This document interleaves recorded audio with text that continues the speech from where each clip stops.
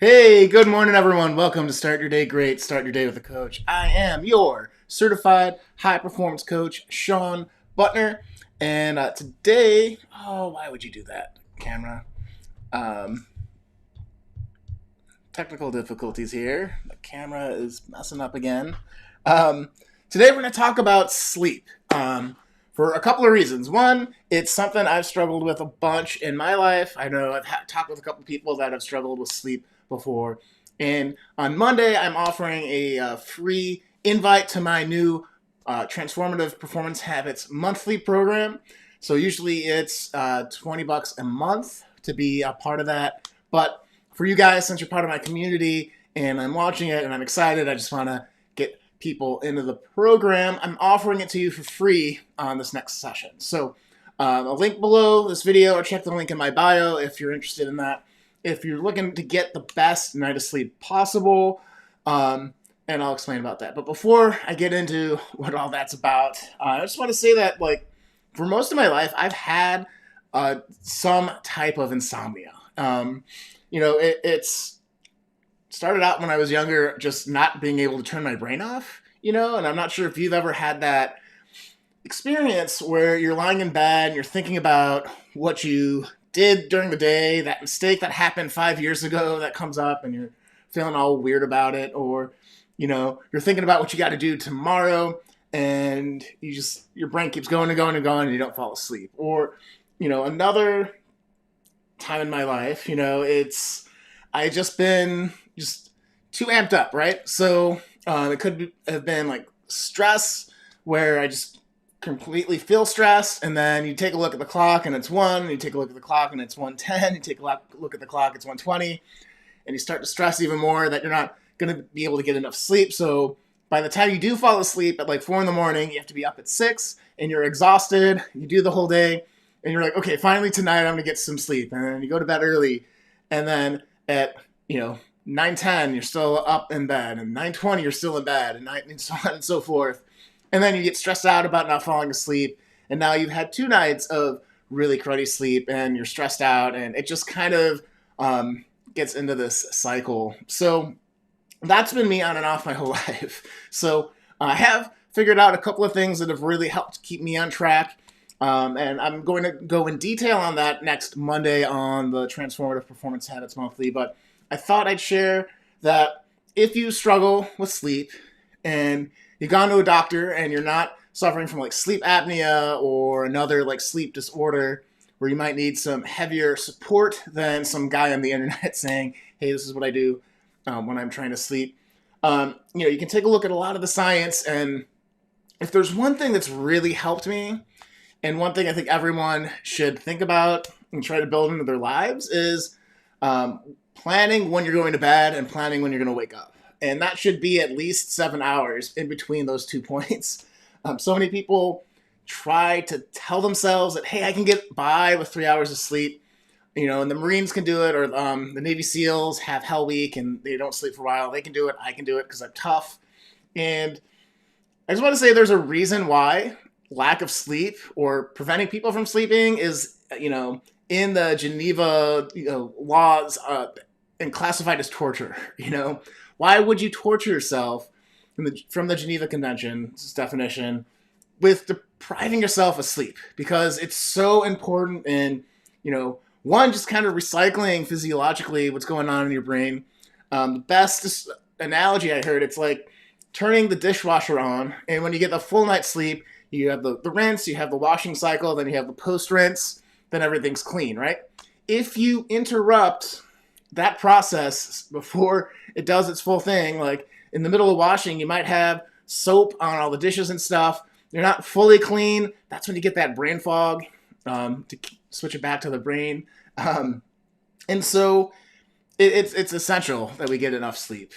So one, don't deny yourself, don't torture yourself by depriving yourself of sleep. 2, if you think you're one of the lucky, few 1% of people or whatever that have the gene that requires you to have less sleep, ask your family, friends, and coworkers if you're a happy person. Because if you're not, if they're like, oh, you're really grumpy, especially in the morning, or I really don't like to talk to you because you're kind of a jerk, you're probably just sleep deprived and you should probably get some more sleep. Um, so, yeah. Yeah, check with your family. Don't torture yourself. Plan 7 to 9 hours of sleep each night, and don't mess with your. Make it consistent the weekends and the weekdays, right? So for me, generally I'm in bed at 10 and I am up at 6 or 7 in the morning. Like alarm set for 7. I oftentimes wake up at 6 nowadays. I don't know why, but that's, I listen to my body if I'm going to get up a little bit early like that. Um, and that's really helped me because when the most extreme part in my life is in grad school, I would on Friday nights and Saturday nights work the graveyard shift at the computer lab, in the library, and helping people with printers and stuff like that. So just being like the tech guy in the library, like from midnight to 8 in the morning. And it was brutal the whole week because your body doesn't get that sense that things are consistent. And so I was always tired. That I did that for one semester and then like, okay, I can't do this again. This really is terrible. Or 1 year.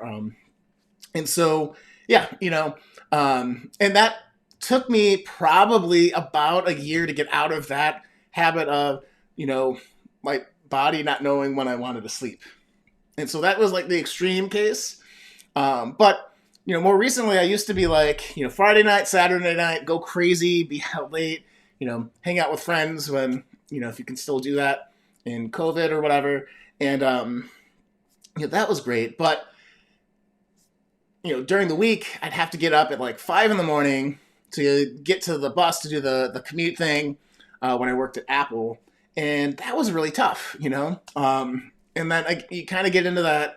Some nights I would want to stay up later during the week. I would be consistently tired. I kind of push it. And just this consistent feeling of exhaustion, if it happens for a long time, it just seems normal and you don't figure it out. So, again, it's super important to be consistent. So get 7 to 9 hours scheduled if you're an adult, assuming you don't have any diagnosed sleep disorders. So talk to your health professionals on that for sure. And then, schedule a consistent every day each week, weekends, weekday of when you go to bed and when you wake up. And I promise you, your body will be like, okay, I'm getting into the cycle. I understand when I should get tired. I understand when I need to wake up.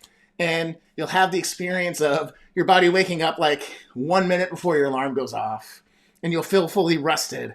And your family and friends and coworkers will love you because you're not a jerk because you're sleepy. So that's all I'll say about that today. So that's a little bit about how I've struggled with sleep. And the one thing that really helped me get consistent with sleep, even though I still struggle a little bit. But we'll go more into that on Monday on Transformative Performance Habits. So that program, again, is continuous education to help you and provide habits, strategies, tools, and tricks to help you up your performance. That's why it's transformative. And it's my belief, especially as a coach, that usually 1 or 2 key habits that we can change, we can improve on, we can get a little bit of progress on will help pull the rest of our lives forward. So if you figure out the sleep game, you'll do better at work, your relationships will improve, you probably won't eat as much junk food because you'll have better decision making when it comes to like, do I do the bag of cookies? Do I go and eat a salad? When you're tired, bag of cookies wins all the time. When you're awake, you can be a little bit more like, maybe I'll have 1 cookie and a salad, that kind of thing. So that's why this month is transformed. And because we're also coming out of daylight savings. So I want to say this too. Since the whole world, for most of the U.S., shifted an hour for daylight savings, and we don't need to go into why it happened because it happens. Trying to shift that consistent bedtime is really important. So if you're still struggling this week, because we switched last Sunday as we're recording this video, if you're watching this in the future, shift your bedtime by 20 minutes for a couple of days, and slowly ease into the new time. So if you would normally go to bed at, let's say, 10 o'clock, we we fell back, so that's now 9 o'clock. So maybe, I'm trying to do the math here, but so you go to bed at 10, you fall back to 9, you probably want to go to bed at 9:40 for a couple of days, then 9:20 for a couple of days, and then, no, I got it backwards, right? Do the math. Yeah, I'm a coach, and I didn't really think through this before I talked about it. And we're live, so that's that. But the idea would be to, where you were going to bed before daylight savings, shift it 20 minutes to when you're going to go to bed now, and that'll help. So, okay. This Monday, again, like I said, Transformative Performance Habits Live. Since you're part of my community, you've either been on my email list, or you watch these videos regularly. Hey Dave, hey Chris, hey Ashley, some of the regular folks we see on here commenting and liking. Thank you for your support. If you've already signed up for it, don't worry, you'll get your link next week. I'm trying to figure out a couple of technical things. But if you haven't, this is a great opportunity to up your sleep game, to completely transform your life. Because just a small increment in sleep can really go a long way. Kate too. Sometimes Kate's another person that we see on here.